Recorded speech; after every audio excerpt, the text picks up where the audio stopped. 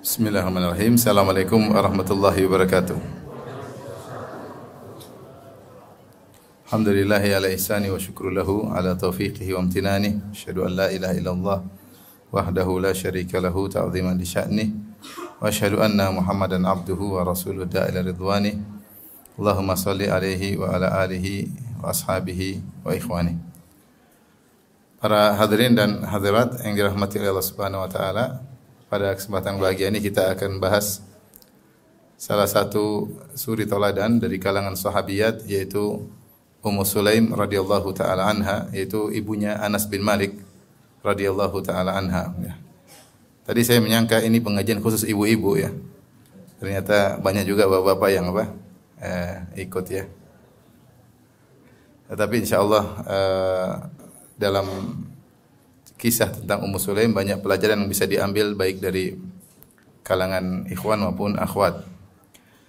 Tapi Ummu Sulaim radhiyallahu taala anha adalah seorang wanita salehah dari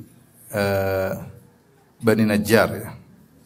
Dari Bani Najjar, yaitu dari kaum Ansar dari suku Al-Khazraj. Maka dia adalah Ansariyah Khazrajiyah. Ansariyah Khazrajiyah. Dan Ummu Sulaim namanya Ummu Sulaim bintu Milhan bin Khalid bin Zaid bin Haram ya, atau disebut Milhan bin Haram secara disingkat.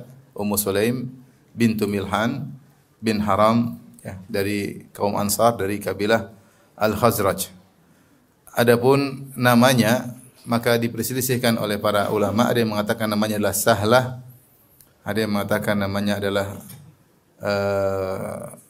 Rumaithah pakai tha, ada yang mengatakan namanya adalah Rumaisa, ada yang mengatakan Al-Gumaisa ya. Wallahu alam namanya yang mana yang lebih tepat. Sebagian mengatakan bahwasanya adapun Ar-Rumaisa atau Al-Gumaisa adalah laqab bagi Ummu Sulaim. Adapun Rumaisa atau Al-Gumaisa maksudnya itu isyarat tentang penyakit yang ada di mata, yaitu misalnya ada, kalau bahasa kita matanya ada belean ya. Entah dia pernah dikenal dengan nama tersebut ketika mungkin masih kecil, sakit, menderita matanya sering sakit, maka dipanggil dengan Rumaisa atau Al-Gumaisa ya. Rumaisa atau Al-Gumaisa maknanya ada belean, masih basah atau sudah kering. Tapi itu julukan kepada Ummu Sulaim ya, radhiyallahu taala anha. Dan Ummu Sulaim radhiyallahu taala anha ya, hidup atau tumbuh dari keluarga yang penuh dengan keimanan ya. Penuh dengan keimanan.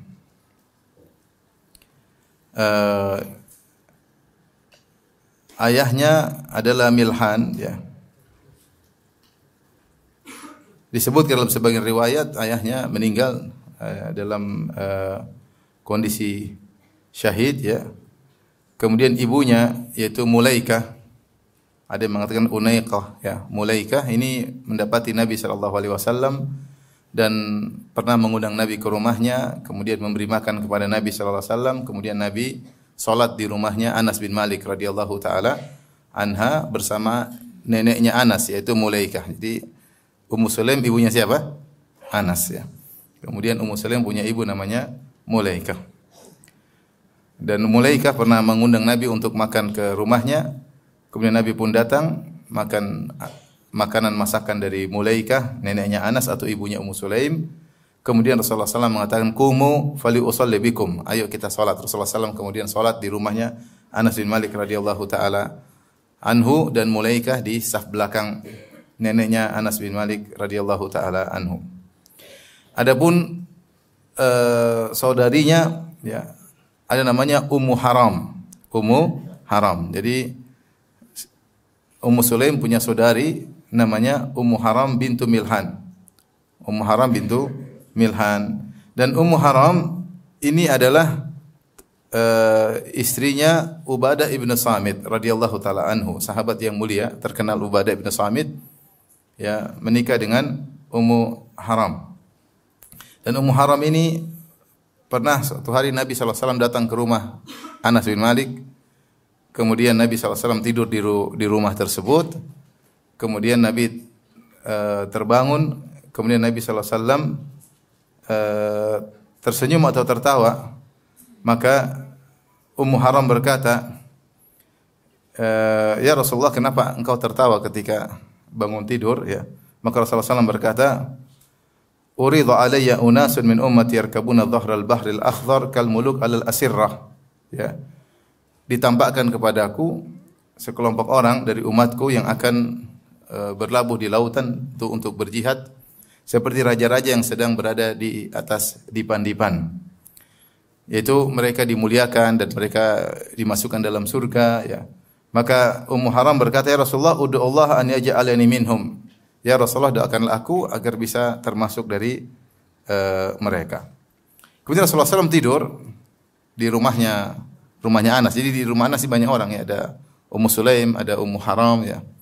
Karena mereka satu keluarga. Maka Rasulullah SAW tidur lagi.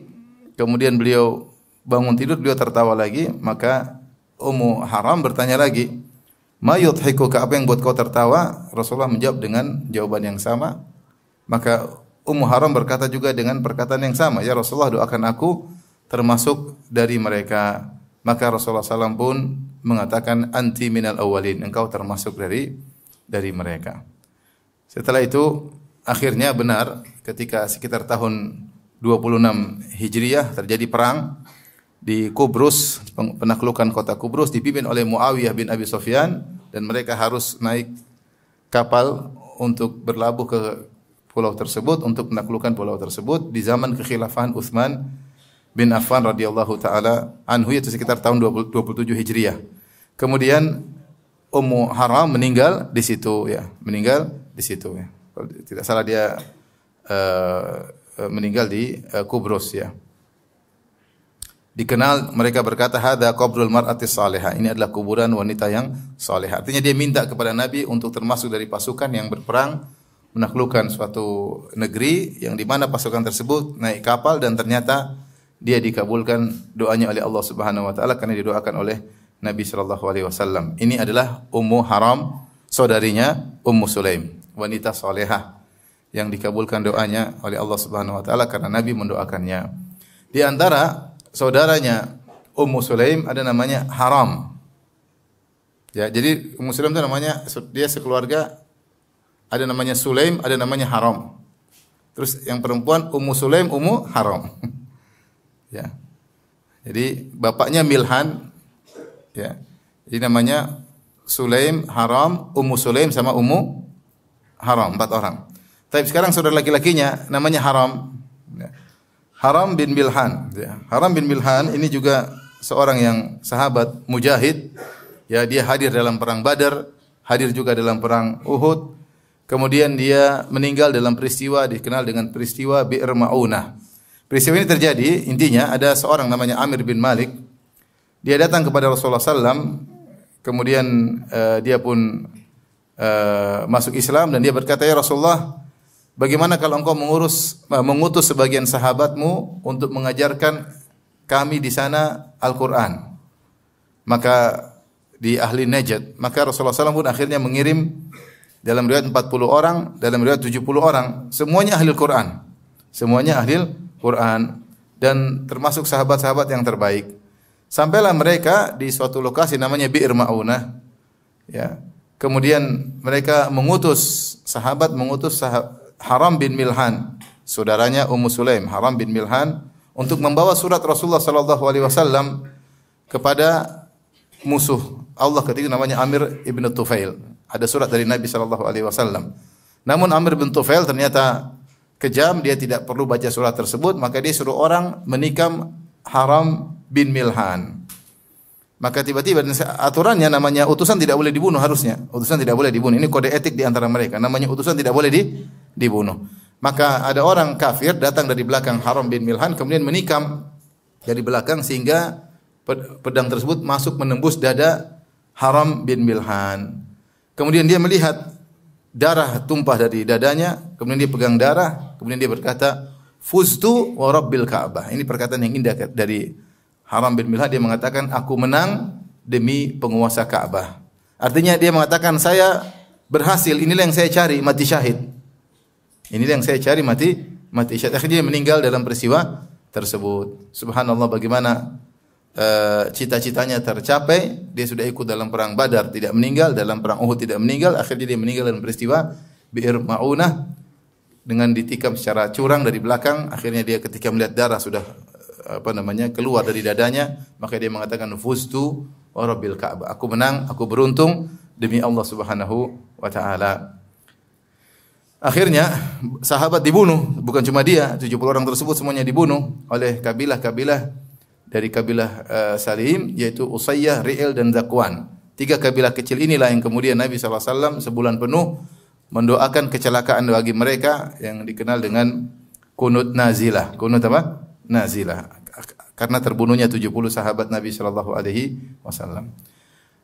Kemudian saudara Ummu Sulaim berikutnya adalah Sulaim bin Milhan. Ya. Sulaim bin Milhan disebutkan bahwasanya beliau juga meninggal bersama Haram dalam peristiwa Bi'r Ma'unah sebagaimana tadi kita jelaskan. Jadi kita tahu bahwasanya Ummu Sulaim hidup dalam keluarga yang penuh nilai-nilai keimanan ya. Ummu Sulaim tadi saudarinya siapa? Ummu Haram. 2 saudara laki-lakinya siapa? Sulaim dan Haram ya. Subhanallah, 3-tiganya meninggal mati syahid ya. Dan Ummu Sulaim pun seorang mujahidah, pejuang yang luar biasa. Baik. Ummu Sulaim termasuk wanita yang awal-awal masuk Islam. Ketika mendengar dakwah Nabi sallallahu alaihi wasallam, maka dia pun masuk Islam. Dan dia sudah menikah sebelumnya di zaman jahiliyah dengan seorang namanya Malik ibn Nadhar. Malik ibn Nadhar. Anak bapaknya siapa? Anas bin Malik. Anas namanya siapa? Anas bin Malik ibn Nadhar. Anas punya om juga namanya Anas ibn Nadhar yang meninggal dalam perang Uhud dengan kisahnya yang terkenal ya. Ini namanya Anas ibn ini orangnya biar ingat. Anas bin Malik ibn Nadhar. Anas bin Malik punya om yang terkenal juga mati syahid dengan puluhan bekas luka di tubuhnya ketika perang Uhud, namanya Anas ibn Nadhar. Namanya siapa? Anas ibn Nadhar. Saudaranya Malik bin Nadhar. Kemudian Anas punya saudara juga dari lain ibu, bukan Ummu Sulaim ibunya, dari bapaknya yang namanya Al-Bara' bin Malik. Al-Bara' bin Malik. Ini semua punya kisah menarik masing-masing ya. Para mujahidin ya. Namanya Al-Bara' bin Malik. Namun sayangnya Malik ibn Nadhar ini meninggal dalam kondisi kafir. Ayahnya Anas ini meninggal dalam kondisi kafir. Ketika Ummu Sulaim masuk Islam, maka dia pun mendakwahi suaminya agar ikut masuk Islam. Anas radhiyallahu anhu masuk Islam ikut ibunya ya. Adapun suaminya yaitu bapaknya Anas didakwahi oleh Ummu Sulaim, namun ayahnya tidak mau, yaitu Malik ibn Nadhar tidak mau. Akhirnya dia pun pergi meninggalkan Ummu Sulaim, meninggalkan kota Madinah, kemudian dia pergi ke Syam dan akhirnya meninggal di negeri Syam dalam kondisi kafir. Jadi bapaknya Anas meninggal dalam kondisi kafir. Setelah ayahnya Anas meninggal dunia, banyak laki-laki yang melamar Ummu Sulaim. Tetapi Ummu Sulaim tidak langsung menerima, disebutkan karena beliau sibuk mengurusi Anas ya. Bahkan dia mengatakan la atazawwaj hatta ya'murani Anas. Saya tidak akan menikah sampai Anas mengizinkan, karena dia ingin ngurus apa? Anas bin Malik. Ini antara jasanya Ummu Sulaim terhadap Anas. Makanya Anas berterima kasih kepada Ummu Sulaim ya yang telah mengurusnya, memperhatikan dia, dan benar-benar Ummu Sulaim perhatian terhadap Anas bin Malik radhiyallahu taala anhu, dan akhirnya Anas mengizinkan Ummu Sulaim untuk menikah. Siapa yang menikah dengan Ummu Sulaim setelah itu? Yang menikah dengan Ummu Sulaim seorang pahlawan, jagoan, sahabat yang mulia namanya Abu Talha. Siapa Abu Talha? Ini keluarga luar biasa. Siapa Abu Talha? Abu Talha jagoan yang luar biasa, pemanah ulung, sampai ketika perang Uhud maka Abu Talha berada di hadapan Nabi sallallahu alaihi wasallam. Kemudian dia memanah di hadapan Nabi sallallahu alaihi wasallam. Sampai kalau ada orang lewat, kata Nabi, "Unsur li Abi Talha." Ambil, kasih anak panahmu buat Abu Talha. Karena Abu Talha luar biasa kalau panah jitu. Sampai kalau Abu Talha panah, Rasulullah ingin lihat kena siapa. Sampai Abu Talha mengatakan, "Ya Rasulullah, tundukkan badanmu ya. Jangan sampai kau terkena musuh. Biar kau di belakangku." Jadi aku menjadi nahruka duna nahri atau nahri duna nahrik. Dadaku di depan dadamu ya. Jangan kau, karena Rasulullah ingin lihat ya. Kata Rasulullah, "Unzuru li Abi Talha." Berikan anak panahmu kepada Abu Talha karena Abu Talha jago memanah. Bahkan Rasulullah mengatakan, "La sautu Abi Talha khairun min mi'ah." Bahwasanya suaranya Abu Talha lebih baik daripada 100 pasukan. Ini Abu Talha radhiyallahu taala anhu. Hebat. Kemudian dalam perang Hunain, Rasulullah SAW pernah berkata, "Man qatala qatilan falahu salabuh." Siapa yang membunuh seorang dalam perang ini, maka semua harta milik orang yang terbunuh milik dia. Ini bonus dari Nabi sallallahu alaihi wasallam. Jadi tidak dimasukkan dalam ghanimah. Seharusnya kan kalau habis perang, semua harta rampasan dikumpulkan jadi ghanimah kemudian dibagi oleh sang pemimpin. Tapi kali ini Rasul kasih bonus.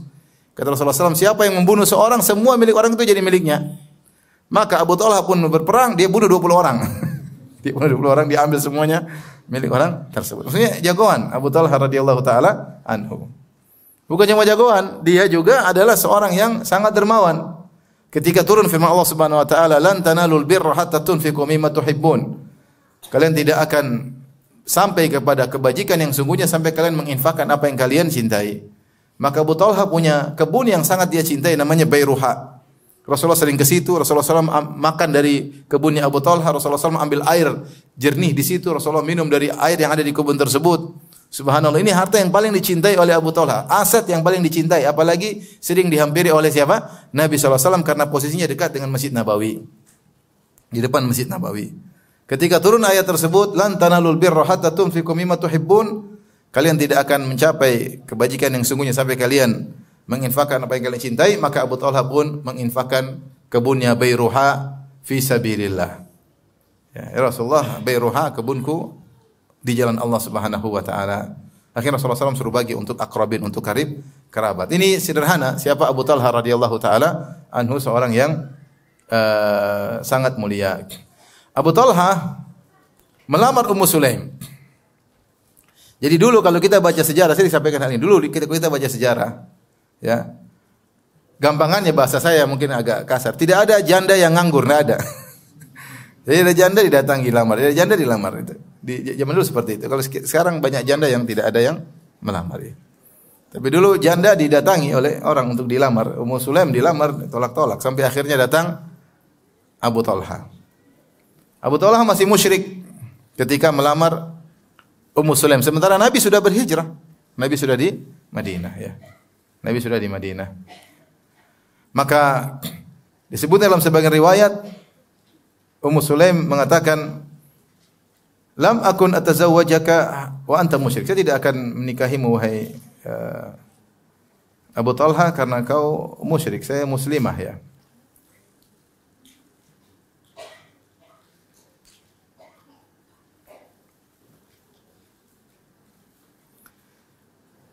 Kemudian Ummu Sulaim mendakwahi Abu Talha. Dia mengatakan, "Amma ta'lam ya Abu Talha anna alihatakum allati ta'buduna yanhatuha abdu ali fulan najjar wa annakum law ash'altum fiha naran lahtaraqat."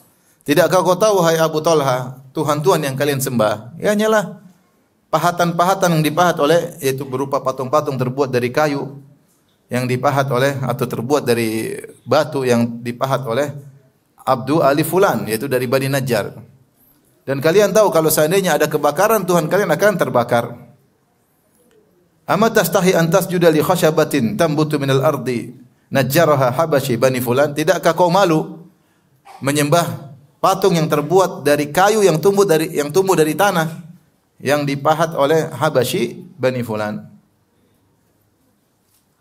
Maukah engkau bersaksi la ilaha illallah Muhammadar Rasulullah dan aku akan menikahkan diriku kepadamu dan aku tidak minta mahar yang lain? Kata Abu Talha, la wallahi, enggak. Dia enggak mau menikah dengan Ummu Sulaim. Ya. Kemudian lama-lama dia berpikir, Abu Talha, dia balik lagi ya. Dalam riwayat yang lain, saya bacakan dari riwayat Nasa'i yang sanad yang sahih. Ummu Sulaim berkata, "Wallahi ma mithluka ya Abu Talha yurad." Wahai Abu Talha, orang seperti engkau kalau ngelamar tidak pantas untuk ditolak. Subhanallah, kata-kata yang apa? Ini. Seperti kamu siapa yang menolak? Orang kaya, jagoan, ya. Punya kebun, ya. Apalagi orang dulu kalau punya kebun orang apa? Kaya. Sampai sekarang juga kalau punya kebun juga kaya, tapi kebun sawit 100 hektar. 1000 hektar kaya ya. Jadi intinya kata Ummu Sulaim perkataan indah, ma misluka yurat. Seperti engkau tidak pantas untuk ditolak. Ya. Tetapi jadi masalah walakinnaka kafir, tapi kau kafir. Wa ana muslimah, sementara saya wanita muslimah. Ya. Wala yahillu li an atazawwajaka, dan tidak halal bagiku untuk menikah dengan engkau yang kafir. Fa in tuslim fadzaka mahri. Kalau kau masuk Islam itu maharku. Aku tidak minta emas, tidak minta perak. Kalau kau masuk Islam itu adalah maharku. Wala as'aluka ghairahu, dan aku tidak akan minta yang lain. Maka akhirnya Abu Talha pun balik dan akhirnya dia pun masuk Islam, dan itu maharnya Ummu Sulaim ya. Kata Sabit, muridnya Anas, "Fama sami'tu bimra'atin qad kanat aqram min Ummi Sulaim." Aku tidak pernah mendengar seorang wanita yang lebih mulia, lebih baik daripada Ummu Sulaim. Bagaimana tidak? Dia menjadikan maharnya dengan masuk Islamnya Abu Talha. Dan akhirnya Abu Talha pun masuk Islam radhiyallahu taala anhu ya. Taib. Jadi lihat bagaimana Ummu Sulaim dakwahi Abu Talha, ajak dia berfikir, apa yang kau sembah cuma kayu ya. Lagian kayu tersebut yang pahat si fulan. Dari Habasyi yang pahat. Itu tumbuh dari tanah. Kalau kebakar juga kebakar. Jadi berfikir, Abu Talha berfikir. Terus kata-kata yang indah, seperti engkau tidak pantas untuk apa ditolak. Cuma masalahnya kamu kafir, saya apa? Muslim. Terus saya coba tidak minta apa, yang penting kau masuk Islam selesai. Tidak minta emas dan perak. Kalau kau masuk Islam selesai. Akhirnya Abu Talha pun menikah ya.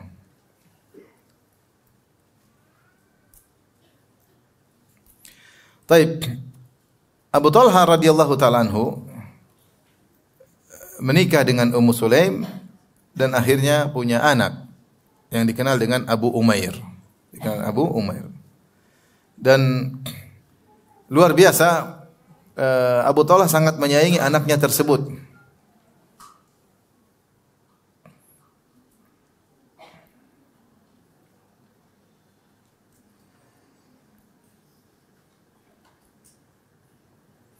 Kalau dia pulang dari perjalanan selalu bertanya, bagaimana anakku, bagaimana anakku. Abu Umair inilah si kecil yang datang dalam hadis masyhur namanya hadis Abu Umair. Suatu hari Nabi SAW datang ke rumah Anas bin Malik. Kemudian Nabi melihat si kecil Abu Umair sedang sedih. Mungkin umurnya masih 4 tahun, si kecil. Kemudian Rasulullah bertanya, kenapa dia sedih? Kata penghuni rumah, peliharaan burungnya wafat. Wafat. Maka Rasulullah SAW pun mendatangi Abu Umair. Kemudian Rasulullah SAW candain menghibur dia. Kata Rasulullah SAW, ya Aba Umair, ma fa'alan Nugair. Hadis masyhur ini. Ya Aba Umair, ma fa'alan Nugair. Wahai Aba Umair, apa yang telah terjadi dengan burung kecilmu si Nugair? Sampai sebagian ulama menyebutkan banyak faedah dari lafal Nabi ini. Ya Aba Umair ma fa'alan Nugair. Ternyata banyak faedah dari hadis ini. Seperti boleh melihara apa? Burung, seperti bagaimana menghibur anak kecil, dan banyak faedah dari hadis tersebut. Inilah Aba Umair, anaknya Abu Talha dengan Ummu Sulaim. Dan akhirnya Abu Umair ini yang sangat dicintai oleh Abu Talha akhirnya sakit. Sakit dan akhirnya meninggal dunia. Sakit berhari-hari, maka Abu Talha kalau pulang dari safar dari perjalanan bagaimana si kecil Abu Umair? Bagaimana kondisi kecil Abu Umair? Sampai akhirnya Abu Umair meninggal dunia. Namun apa yang dilakukan oleh Ummu Sulaim? Ya. Anaknya si kecil meninggal dunia. Maka dia mandikan, dia kafankan, kemudian dia taruh di pojokan rumah. Kemudian dia berkata kepada orang-orang rumah, kalau datang Abu Talha, jangan bilang apa-apa, biar saya yang jawab. Kira-kira Ummu Sulaim sedih enggak anaknya meninggal? Tentu sedih ya. Dia punya anak 2 ya. Anas sama Abu Umair. Anas sudah agak besar, Abu Umair meninggal masih kecil dan dia tahu suaminya sangat sayang kepada Abu Umair karena ini anak mereka yang pertama dari pernikahan mereka berdua. Dan Abu Talha sering tanya tentang kondisi anaknya tersebut. Maka bagaimana tegarnya Ummu Sulaim? Maka dia anaknya meninggal, dia mandikan, dia kafankan, dia taruh, dia kasih hanut, kemudian dia simpan. Datanglah Abu Talha. Maka datanglah Abu Talha bertanya, bagaimana si kecil? Ma fa'ala ibni? Bagaimana kondisi anakku? Semua penghuni rumah diam, enggak ada yang berani apa? Jawab. Sudah meninggal. Maka apa jawaban Ummu Sulaim? Dia melakukan tauriyah, yaitu perkataan yang benar, ya, tapi tujuannya agar disalahpahami oleh pembicara, pendengar. Ucapan yang benar diucapkan oleh pembicara, tujuannya agar disalahpahami oleh pendengar.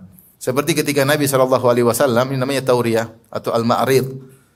Ketika Nabi SAW sedang berjalan bersama Abu Bakar As-Siddiq ketika hijrah, maka orang-orang mengenal Abu Bakar. Orang bertanya kepada Abu Bakar, siapa orang bersamamu itu? Kalau Abu Bakar mengatakan Muhammad, maka akan heboh. Maka Abu Bakar mengatakan, hadza hadin ila tariq, ini penunjuk jalan. Yang bersamaku adalah seorang penunjuk jalan. Yang dipahami oleh para pendengar, penunjuk jalan. Namun maksud Bilal adalah penunjuk jalan menuju surga. Ini namanya tauriyah. Namanya apa? Tauriyah. Demikian juga ketika sebagian ulama di zaman Khalifah Al-Ma'mun dipaksa untuk mengatakan Al-Quran itu makhluk. Yang tidak mengatakan Al-Quran makhluk maka dibunuh. Maka sebagian mereka bertauriyah. Sebagian mereka mengatakan Allah menurunkan Taurat, Injil, Zabur, Al-Quran, Suhuf Musa, Suhuf Ibrahim, ini semua makhluk. Maksudnya jari saya ini apa? Makhluk. Jari saya ini apa? Makhluk. Itu namanya tauriyah. Dan ini boleh dilakukan kalau dalam kondisi terpaksa. Seorang mukmin tidak terbiasa melakukan apa? Tauriyah. Tapi kalau terpaksa boleh. Sama seperti ketika Ibrahim alaihissalam berjalan di negeri Mesir dan kemudian Sarah ingin diambil oleh Raja Mesir. Maka Ibrahim berkata, wahai Sarah, saya tidak mengetahui di negeri Mesir ini seorang mukmin kecuali saya dan kamu. Kalau mereka tanya kepadaku siapa kamu, saya akan mengatakan anti ukhti. Fala tukadzibini. Saya akan bilang kau adalah saudariku, maka jangan kau dustakan aku. Padahal istrinya. Kenapa kalau Ibrahim bilang ini istriku, Ibrahim dibunuh. Kemudian istrinya dirampas. Tapi kalau Ibrahim alaihissalam mengatakan ini adikku, saudariku, maka Ibrahim akan dimuliakan. Dan akhirnya benar datang orang-orang tanya, "Woi, Ibrahim ini siapa?" Ibrahim mengatakan, "Hadi ukhti." Inilah saudariku, maksudnya saudariku sesama muslim. Karena tidak ada yang muslim cuma saya dan kau. Ini namanya tauriyah. Nah, sama Ummu Sulaim ketika Abu Talha datang dalam kondisi pingin tahu bagaimana anakku, jadi dia selalu tanya. Dia sayang sekali sama anak satu-satunya. Gimana tidak sayang, laki-laki lagi. Maka Ummu Sulaim berkata, huwa askanu makan. Dia lebih tenang daripada sebelumnya. Lebih tenang daripada sebelumnya. Dipikir lebih baik. Lebih tenang sudah meninggal dunia. Ya. Sudah meninggal dunia. Maka Abu Talha menyangka bahwasanya anaknya Abu Umair sudah sehat, sudah istirahat, ya. Ummu Sulaim akhirnya siapkan makanan yang enak, dia masak makan enak, kemudian dia kasih makanan Abu Talha makan malam. Disebutkan Abu Talha ketika itu sedang puasa. Maka dia pulang buka puasa, makan lezat, anak sudah sehat, pikiran dia tenang, dia makan. Setelah itu Ummu Sulaim menghiasi dirinya, pakai baju yang indah, memakai riasan, pakai parfum untuk menarik hati Abu Talha. Akhirnya Abu Talha punya hasratnya timbul, akhirnya dia menggauli Ummu Sulaim ketika itu di malam tersebut. Setelah Abu Talha kenyang dan syahwatnya sudah tersalurkan, sudah tenang jiwanya, baru kemudian di akhir malam lihat bagaimana Ummu Sulaim cerdasnya. Maka dia berbicara dengan Abu Talib, cerdas Ummu Sulaim. Dia ingin menangkan suaminya. Dia mengatakan, ya Abu Talha, wahai Abu Talha, ara'aita law anna qauman a'aru ariyatahum ahla baitin fatalabu ariyatahum. Bagaimana menurut engkau kalau ada suatu suatu kaum menitipkan atau meminjamkan pinjaman kepada suatu keluarga. Entah apa. Kemudian dia suatu saat sudah dipakai, dimanfaatkan, kemudian kaum tersebut ingin ambil lagi pinjaman tersebut. Alahum am yamna'uhum? Apakah mereka menolak atau mereka kembalikan? Oh la, tidak boleh menahan, harus dikembalikan. Fama taqulu idza syaqqa alaihim an tutlab hadhil ariya minhum ba'da an intafa'u minha? Bagaimana menurutmu jika ternyata mereka merasa berat untuk kembalikan padahal mereka sudah manfaatkan pinjaman tersebut? Kata Abu Talha, ma ansafu. Kalau gitu mereka tidak adil dong. Ya, sudah dipinjemin, sudah dipakai, kenapa berat mengembalikan? Ya kembalikan aja. Jawaban siapa, Abu Talha? Maka disitulah setelah Abu Talha ngomong gitu, baru Ummu Sulaim berkata, fa inna ibnaka fulanan kana ariyatan min Allah faqabadahu. Putramu Abu Umair itu pinjaman dari siapa? Allah. Sekarang Allah ambil. Fahtazib ibnaka, maka berharaplah pahala dengan wafatnya putramu. Abu Talha pun marah. Karena ini anak, maksudnya kenapa enggak bilang dari tadi? Ya. Maka dia berkata, dia marah, Abu Talha. Taraktini hatta idza talattakhtu akhbartini bibni. Kau tidak kasih tahu dari awal sampai aku sudah bercampur dengan minyak wangi, sudah berhubungan denganku, baru aku kasih tahu. Ya. Kemudian Ummu Sulaim ingatkan sampai akhirnya Abu Talha pun sadar, ya, mengerti. Maksudnya biasanya perempuan yang kita ingatkan enggak ya? Sabar sayangku. Nanti bikin anak lagi, tenang aja. Ini istrinya yang menyenangkan apa? Suaminya. Maksudnya luar biasa Ummu Sulaim ini. Luar biasa. Bagaimana keridhaannya kepada keputusan Allah Subhanahu wa taala. Bagaimana dia rela ditinggal oleh suaminya Malik bin Nadhr gara-gara bertahan dengan apa? Islam. Ummu Sulaim radhiyallahu taala anha. Kemudian tatkala di pagi hari Abu Talha pun datang kepada Nabi sallallahu alaihi wasallam, kemudian dia berkata kepada Nabi cerita apa yang terjadi. Maka Rasulullah berkata, "Arrastum al-bariha, tadi malam kalian berhubungan?" Kata Abu Talha, "Iya."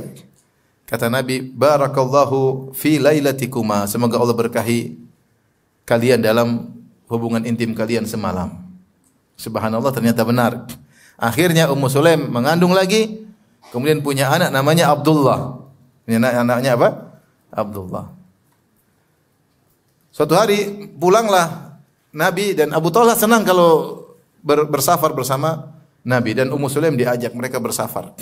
Kemudian ketika pulang Rasulullah SAW tidak suka masuk kota Madinah di malam hari, maka mereka menginap sebentar dan ditunda besoknya untuk pulang. Ketika mau pulang ternyata Ummu Sulaim merasa mau melahirkan. Atahal makhad, dia merasa mau melahirkan. Maka kalau dia melahirkan dia harus di situ. Rasulullah pergi. Di situ Abu Talha berdoa kepada Allah, "Ya Allah, Engkau tahu aku suka kalau pergi bersama Nabi sallallahu alaihi wasallam dan pulang bersama Nabi sallallahu alaihi wasallam. Dan sekarang Engkau tahu bagaimana kondisi Ummu Sulaim yang akan apa? Melahirkan. Kalau Ummu Sulaim melahirkan berarti Nabi masuk Madinah, Abu Talha tertahan. Abu Talha ingin masuk bareng bersama Nabi kota Madinah. Dia berdoa kepada Allah, akhirnya Ummu Sulaim mengatakan, "Ya Abu Talha, rasa melahirkanku sudah hilang." Hilang tiba-tiba. Allah kasih hilang apa? Tiba-tiba. Di antara karomahnya siapa? Abu Talha dan Ummu Sulaim. Akhirnya mereka pulang bersama Nabi ke Madinah. Sampai di Madinah baru Ummu Sulaim datang lagi ingin melahirkan, akhirnya melahirkan. Ketika melahirkan maka kata Ummu Sulaim kepada Anas, "Bawa, jangan kasih makan apa-apa." Abu Talha atau Ummu Sulaim, "Jangan kasih makan apa-apa, anak ini bawa kepada Nabi sallallahu alaihi wasallam." Maka Anas bin Malik bawa adiknya. Adik seibu, ya enggak? Lain bapak ya. Dia bawa adiknya kepada Nabi sallallahu alaihi wasallam. Rasulullah sallallahu kemudian ambil korma, kemudian Rasulullah sallallahu gigit-gigit, dilumat-lumat, Rasulullah ambil masukin ke mulutnya siapa? Si kecil tersebut. Maka dia langsung jilat-jilat itu korma si bayi tadi. Maka Rasulullah mengatakan, "Unzuru hubbal ansar at-tamr." Lihat orang Ansar suka korma. Jadi masih kecil sudah suka apa? Korma. Masih kecil namanya tahnik. Masih kecil sudah suka apa? Korma. Rasulullah namakan anak tersebut dengan Abdullah, ya. Makanya saya kadang dicanda sama orang Arab, orang Indonesia suka sekali makan apa? Sambal. Kata mereka, dulu kamu tahniknya pakai sambal kan? Karena suka sekali makan apa? Sambal. Kalau orang Ansor suka apa? Korma. Karena tahniknya pakai apa? Korma. Rasulullah, unzuru hubbal ansar litamar. Lihatlah orang Ansor suka sekali makan apa? Korma. Sejak kecil sudah makan korma. Rasulullah namakan anak tersebut Abdullah. Sebenarnya Abdullah ini punya anak 10. Dari Abdullah punya anak berapa? 10. Semuanya ahli Al-Quran. Berkat doa Nabi SAW. Semuanya ahli Al-Quran. Asa an takruhu syai'an wa huwa khairul lakum. Bisa jadi kau benci sesuatu ternyata lebih baik bagimu. Abu Talha sedih, anaknya meninggal, Abu Umair. Ternyata Allah ganti dengan yang lebih baik, Abdullah, dan akhirnya punya cucu-cucu yang semuanya ahli apa? Al-Quran. Oleh karenanya Ummu Sulaim mungkin termasuk dari hadis yang Rasulullah SAW sebutkan dengan Baitul Hamdi. Kata Nabi SAW, ketika malaikat mencabut nyawa anak seorang mukmin, maka Allah berkata kepada malaikat, qabattum walada abdi, apa kalian telah mengambil nyawa putra dari hambaku? Kata malaikat, na'am, iya ya Allah. Qabattum samarata fuadihi, apa kalian telah mengambil buah hatinya?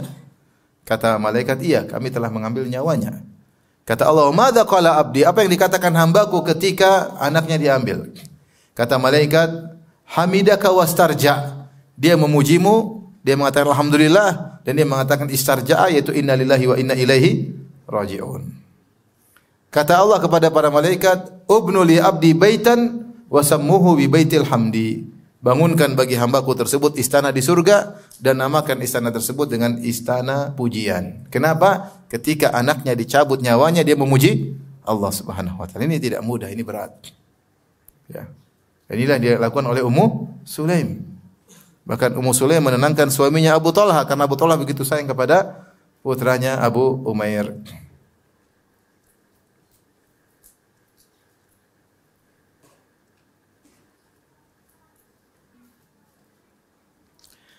Tapi di antara keistimewaan Ummu Sulaim radhiyallahu taala anha, Ummu Sulaim sering ikut dalam peperangan.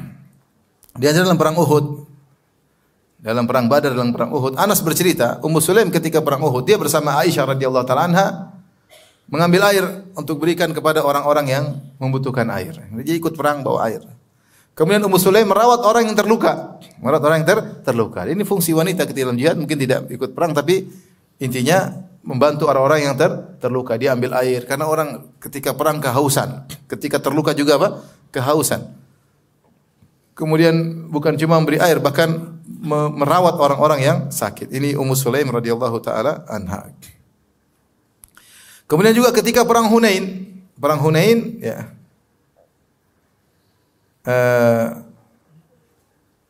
Ummu Sulaim ketika itu bawa Abu Umair, dia bawa Abu Umair sebelum meninggal, dia bawa bukan Abu, siapa? Abdullah. Bawa siapa? Abdullah. Bawa Abdullah dalam peperangan. Sambil gendong Abdullah dia ikut dalam peperangan. Abu Talha bilang sama Nabi, "Ya Rasulullah, hadhi Ummu Sulaim ma'a khinjar." Ya Rasulullah, ini istriku Ummu Sulaim bawa pisau. Ketika perang apa? Perang Hunain. Maka Rasulullah bertanya, "Kenapa bawa pisau?" Hai Ummu Sulaim, karena perempuan tidak bawa pisau, perempuan paling bantu apa? Bantu merawat orang-orang sakit. Kata Ummu Sulaim, "Ittakhadtu indana minni ahadun minal musyrikin baqartu batnahu." Kalau ada orang musyrik dekat-dekat saya belah perutnya. Faja'al Rasulullah SAW yadhak. Rasulullah SAW pun tertawa. Dalam sebagian riwayat, Ummu Sulaim marah karena perang Hunain awalnya Nabi datang bersama pasukan, kemudian diserang oleh kabilah Hawazin. Sahabat banyak yang kabur kecuali sedikit, banyak yang kabur. Di antaranya yang kabur Tulaqa. Tulaqa adalah orang-orang sahabat yang baru masuk Islam ketika di Mekah.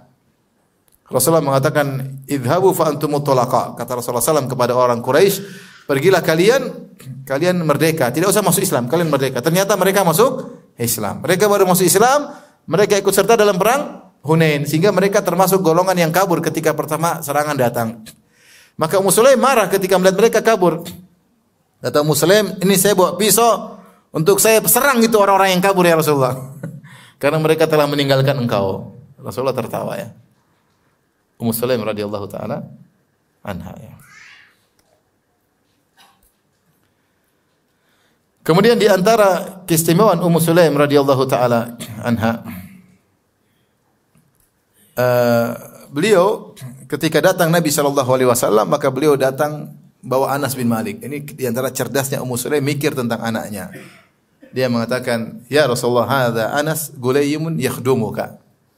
Ya Rasulullah, ini Anas membantumu. Jadi pembantu buatmu. Maka Anas pun radhiyallahu anhu menjadi pembantu Nabi 9 tahun atau 10 tahun.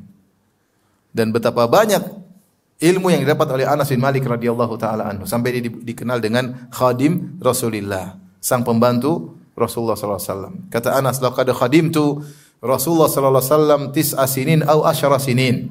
Aku telah membantu Nabi menjadi pembantunya 9 tahun atau 10 tahun. Maka Rasulullah tidak pernah berkata kepadaku, "Kenapa kau tidak begini? Harusnya kau begini." Enggak pernah Nabi ngomong demikian. Ya, Anas pembantu yang cerdas dan majikannya adalah majikan yang terbaik. Dan benar akhirnya Anas termasuk sahabat yang paling banyak meriwayatkan hadis-hadis Nabi sallallahu alaihi wasallam. Dan ini adalah keutamaan Ummu Sulaim yang membawa Anas kepada Nabi sallallahu alaihi wasallam. Semua kebaikan yang dilakukan oleh Anas, semua riwayat yang diriwayatkan oleh Anas, pahala juga mengalir kepada siapa? Ummu Sulaim. Karena dia mikir Anas. Jadi kita lihat bagaimana Nabi mikirkan Anas bin Malik. Ummu Sulaim mikirkan Anas bin Malik. Dia tunda pernikahannya demi siapa? Anas. Ketika datang Nabi, dia tawarkan Anas menjadi pembantu Nabi sallallahu alaihi wasallam. Kemudian dia datang kepada Nabi, "Ya Rasulullah, ud'u li Anas." Ya Rasulullah, doakan Anas. Maka Rasulullah mendoakan Anas. Rasulullah SAW berkata, "Allahumma ya Allah, perbanyaklah aktsir waladahu wa malahu." Ya Allah, banyaklah hartanya dan banyakkanlah anaknya dan berkahlah padanya. Maka Anas bin Malik radhiyallahu anhu panjangkan umurnya, dipanjangkan umurnya, banyakkan rezekinya dan banyakkan anaknya. Sampai Anas punya anak lahir dari keturunannya lebih dari 100. Lebih dari 100. Banyak. Ada disebut 106 orang. Banyak kali. Berkahi hartanya sampai disebutkan bagaimana kebun Anas orang lain setahun sekali panen, dia 2 kali dalam setahun. Dia 2 kali dalam setahun. Subhanallah, berkah. Kalau mangga setahun berapa kali? Ada yang punya mangga? Hah? Setahun sekali kan? Setahun sekali kan? Saya punya kawan. Saya punya kawan ini, saya pernah ke rumahnya, ada mangga. Mangga dia manis banget. Jadi petik manis. Dan dia subhanallah, mangga itu kalau datang dia bagi selalu. Buah dia bagi, selalu dia bagi. Dia makan secukupnya, sisanya dia bagi. Tidak pernah dia jual, dia bagi. Dia bilang, "Ustaz, alhamdulillah mangga ini setahun 2 kali panen." Setahun 2 kali apa? Panen. Ya. Wallah alam apa karena keberkahan tersebut, tapi dia kalau mangganya panen dia bagi-bagi. Ya, dia bagi-bagi. Anas bin Malik demikian. Allah beri berkah, harta, anaknya banyak, umurnya panjang sampai disebutkan dia mengatakan, "Waqad sa'imtu minal hayat." Saya sudah bosan hidup saking apa? Umurnya panjang. Radhiyallahu taala anhu. Siapa yang berjasa? Ummu Sulaim. Ummu Sulaim yang datang kepada Nabi, "Ya Rasulullah, doain Anas." Rasulullah doakan dan dikabulkan doa Nabi sallallahu alaihi wasallam.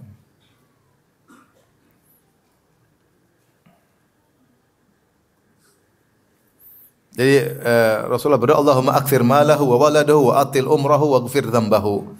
Ya Allah, banyakkanlah harta Anas, banyakkanlah anak-anaknya dan panjangkan umurnya dan maafkanlah dosa-dosanya.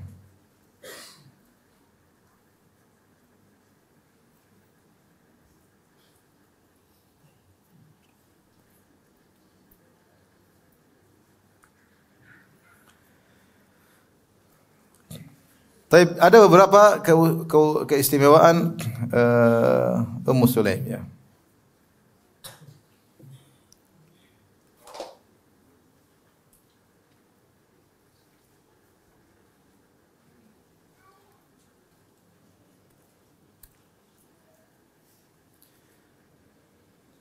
Di antara keistimewaan Ummu Sulaim yang Rasulullah mengkhususkan Ummu Sulaim karena kemuliaan Ummu Sulaim. Di antaranya Ummu Sulaim rumahnya sering didatangi oleh Nabi sallallahu alaihi wasallam. Rasulullah SAW sering masuk ke rumah Ummu Sulaim. Demikian juga Ummu Haram, 2 perempuan ini, kakak beradik ini sering didatangi oleh Nabi karena Nabi sallallahu alaihi wasallam memuliakan keluarga tersebut. Anas bin Malik berkata, karena Rasulullah SAW la yadkhulu ala ahadin minan nisa illa ala azwajihi. Rasulullah SAW tidak pernah masuk ke rumah yang tidak ada laki-laki berkhalwat kecuali kepada istrinya. Illa ala Ummu Sulaim, kecuali kepada Ummu Sulaim. Rasulullah kadang berkhalwat dengan Ummu Sulaim. Fa innahu kana yadkhulu alaiha. Rasulullah masuk menemui Ummu Sulaim. Sampai ada yang bertanya, kata Rasulullah, "Inni arhamuha qutila akhuha wa abuha ma'i." Aku sayang sama Ummu Sulaim karena saudaranya meninggal, mati syahid bersamaku, dan juga bapaknya meninggal bersamaku. Sampai suatu hari Rasulullah SAW tidur di rumah Ummu Sulaim, maka Ummu Sulaim pun datang, kemudian Ummu Sulaim pun mengambil keringat Nabi SAW. Dia gosok, diambil keringat Nabi untuk dicampurkan dengan minyak wanginya. Maka ini jadi pembahasan di kalangan para ulama. Ini dilakukan juga Rasulullah masuk ke rumah Ummu Haram, Rasulullah SAW tidur di situ. Kemudian tadi Rasulullah tertawa, Ummu Haram bertanya, "Kenapa saya melihat begini?" Kata Ummu Haram tadi, "Doakan aku termasuk mereka." Kalau Rasulullah SAW tiba di Kuba, dakhala ala Ummi Haram. Rasulullah SAW kalau datang ke Kuba, kunjungin Kuba, Rasulullah SAW tidur di rumahnya Ummu Haram binti Milhan. Istrinya siapa? Istrinya Ubadah bin Samit radhiyallahu ta'ala anhu. Maka dikasih makan, ya, dan seterusnya. Taib. Ini jadi pembahasan dengan para ulama. Kenapa Nabi masuk ke rumah Ummu Haram dan Ummu Sulaim? Dan itu dia pernah lakukan, Nabi lakukan kepada sahabiat yang lain, kecuali pada istrinya enggak ada masalah. Maka ada beberapa pendapat. Di antaranya pendapat Nawawi, ya. Nawawi berkata, ini dua orang ini, Ummu Haram dan Ummu Sulaim, adalah mahram Nabi sallallahu alaihi wasallam. Apakah dari mahram sesusuan atau dari nasab? Maka boleh Nabi berkhalwat dengan mereka berdua, ya. Dan Nabi tidak melakukannya kepada wanita-wanita yang lain kecuali kepada istri-istrinya, karena istrinya enggak ada masalah. Ini pendapat dari An-Nawawi rahimahullahu taala.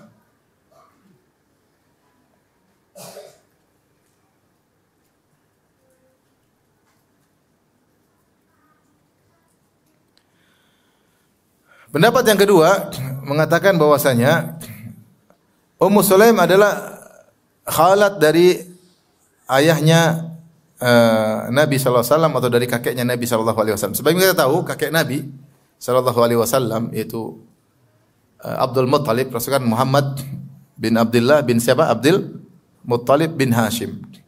Jadi Hashim ketika dia masih hidup, dia pergi ke Madinah, kemudian dia pergi ke Syam untuk berdagang. Kemudian dia menikah di Madinah dengan seorang wanita dari Bani Najjar namanya Salma binti Amr kalau enggak salah, dari Bani Najjar. Dan Ummu Sulaim juga dari Bani apa? Najjar. Bisa jadi ada hubungan kekerabatan di situ sehingga Ummu Sulaim adalah dari urut-urutannya termasuk khalatnya, bibinya ayahnya Nabi sallallahu alaihi wasallam atau bibinya kakeknya Nabi sallallahu alaihi wasallam, karena sama-sama dari Bani Najjar. Pendapat lain mengatakan ini hanya adalah kekhususan Nabi terhadap mereka berdua. Karena Nabi tidak pernah melakukan kepada yang wanita yang lain kecuali hanya kepada mereka berdua. Dan kita tahu Nabi memiliki kekhususan-kekhususan yang tidak bisa ditiru oleh orang lain. Di antara kekhususan Nabi sallallahu alaihi wasallam misalnya ini, bisa menemui Ummu Sulaim atau Ummu Haram meskipun berkhalwat. Contohnya Nabi SAW boleh menikah lebih dari 4 orang. Contoh juga Nabi SAW boleh menikah tanpa mahar. Kalau ada wanita menghadiahkan dirinya, Rasulullah SAW boleh menikahinya tanpa mahar. Kata Allah, khalisatan laka min dunil mu'minin. Ini hanya untuk engkau, tidak boleh bagi kaum mukminin yang lain. Jadi ada khususan-khususan Nabi SAW. Ya. Di antaranya ini. Intinya, apapun pendapat para ulama, apakah ini karena mahram karena nasab, atau karena mahram karena persusuan, ataukah karena kekhususan Ummu Sulaim dan Ummu Haram kekhususan Nabi SAW, intinya Nabi sangat dekat dengan apa? Mereka. Nabi dekat dengan Ummu Sulaim, Nabi berbicara dengan Ummu Sulaim, dengan Ummu Haram, Nabi sangat dekat dengan mereka. Ini di antara keistimewaan Ummu Sulaim, Nabi SAW datang berkhalwat dengan Ummu Sulaim.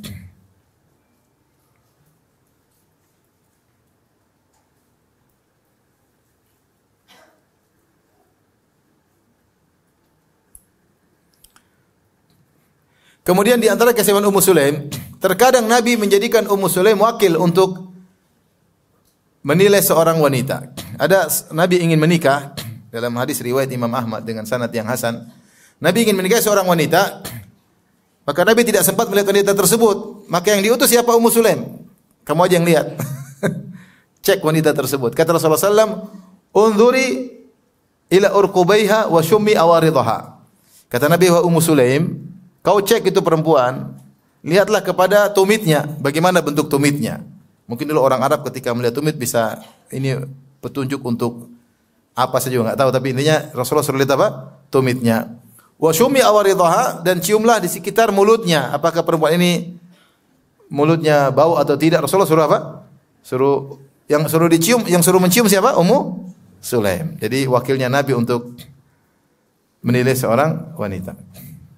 Kemudian di antara keistimewaan Ummu Sulaim, Rasulullah SAW melihat Ummu Sulaim di surga, yaitu Ummu Sulaim masuk surga.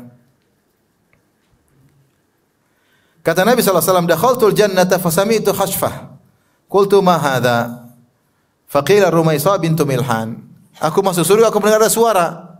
Maka aku bertanya, siapa? Suara siapa ini? Maka dikatakan kepadaku, suara Rumaisah bintu Milhan, yaitu Ummu Sulaim. Karena Ummu Sulaim laqabnya adalah Rumaisah atau Gumaisah. Dalam riwayat Bukhari, dakhaltul jannah fa idza ana bir Rumaisah imraati Abi Talha. Aku masuk surga, tiba-tiba aku melihat Rumaisah, istrinya Abu Talha. Dalam riwayat Muslim, uritul jannata fara'aitu imra'ata Abi Talha. Aku diperlihatkan surga dan aku melihat ada Ummu Sulaim di surga radhiyallahu taala anha. Di antara keistimewaan Ummu Sulaim, Rasulullah SAW memberikan dia rambut yang banyak, karena kita tahu tubuh Nabi semuanya berkah. Air liur Nabi berkah. Nabi sebagaimana disebutkan oleh Urwah bin Mas'ud An-Saqafi, ketika bertemu Nabi di Hudaybiyah, Nabi tidaklah buang ludah kecuali ludahnya ditangkap oleh para sahabat. Kemudian mereka gosok di badan mereka. Karena ludah Nabi, liur Nabi semuanya apa? Berkah. Tadi keringat Nabi, Ummu Sulaim apa? Ambil. Karena keringat Nabi juga apa? Berkah dan wangi. Ya, maka dicampur dengan minyak wangi milik Ummu Sulaim. Ya. Berkah. Di antaranya rambut Nabi berkah, makanya Nabi suruh bagi. Nabi suruh bagi. Ini cuma Nabi SAW ya. Abu Bakar enggak pernah bagi-bagi rambut. Umar tidak pernah bagi-bagi rambut, Utsman tidak pernah bagi-bagi apa? Rambut. Makanya orang-orang berebutan tentang dengan sisa wudu Nabi sallallahu alaihi wasallam, itu mereka tidak lakukan kepada Abu Bakar, Umar dan Utsman yang dijamin masuk surga.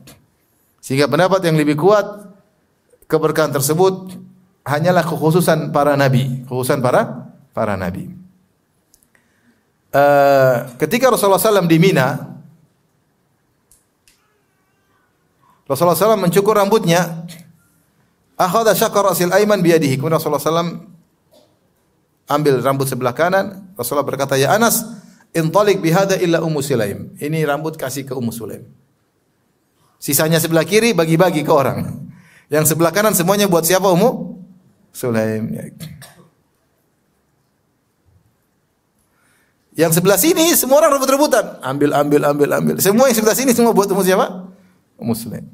Ini menunjukkan bagaimana perhatian Nabi kepada Ummu Sulaim sampai rambutnya, segempol rambutnya dia berikan kepada Ummu Sulaim radhiyallahu taala anha. Kemudian juga ketika Nabi menikah dengan Sofia radhiyallahu taala anha, Sofia bintu Huyai, maka Nabi SAW kirim Sofia ke Ummu Sulaim untuk dirias. Jadi Ummu Sulaim merias siapa? Sofia, dikasih minyak wangi, dirias untuk dimasukkan bertemu dengan Nabi sallallahu alaihi wasallam. Ini menunjukkan bagaimana kedekatan Nabi dengan Ummu Sulaim radhiyallahu taala anha. Ini yang bisa saya sampaikan ya para ikhwan dan akhwat tentang kisah sahabiah yang mulia Ummu Sulaim radhiyallahu taala anha, yang mengatakan beliau wafat pada tahun 30 Hijriah. Ya, kira-kira 20 tahun setelah wafatnya Nabi sallallahu alaihi wasallam, wanita yang sangat hebat ya, pejuang, sangat tabah dalam menghadapi ujian hidup ya, bagaimana cintanya kepada Islam, rela berkorban untuk Islam sampai dia ketika menikah dia tidak perlu mahar, yang penting kamu masuk Islam wahai Abu Talha ya. Dan ternyata Abu Talha kemudian menjadi orang yang hebat dan seluruh pahala Abu Talha mengalir kepada Ummu Sulaim, karena yang membuat Abu Talha masuk Islam siapa? Ummu Sulaim radhiyallahu taala anhum ajmain. Ini demikian saya bisa sampaikan. Kalau ada yang bertanya saya persilahkan. Ibu-ibu ada yang bertanya, ibu? Ini pengajian ibu-ibu ya. Bukan Abu Sulaim tapi Ummu apa? Sulaim. Tapi demikian saja kajian kita. Insyaallah kita lanjutkan kesempatan yang lain. Subhanakallah bihamdik asyhadu an la ilaha illa anta astaghfiruka wa atubu ilaik. Assalamualaikum warahmatullahi wabarakatuh.